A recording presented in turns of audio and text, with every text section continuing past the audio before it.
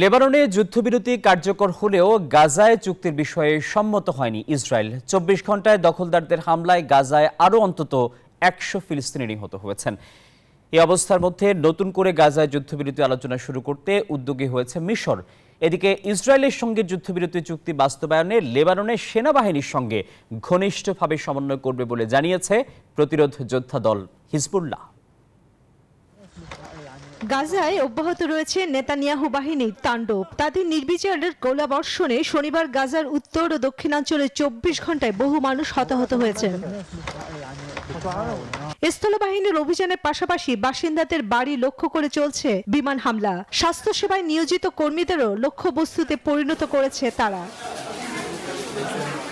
১ বছরেরও বেশি সময় ধরে চলা ইসরায়েলি বাহিনীর হামলায় মৃত্যুপুরীতে পরিণত হয়েছে গাজা উপত্যকা। দুর্ভিক্ষের করাল থাবায় মৃত্যুর মুখোমুখি গাজার অন্তত ২০ লাখ মানুষ। ومش لاقيين شوادر نسكر، بدنا شوادر نسكر على حالنا، لكن مقاومة حياة مفيش مقاومة حياة بالمرة. وضلينا متجهين ما عرفناش احنا ماشيين ومش عارفين وين نروح لحد ما وصلنا هذا المكان.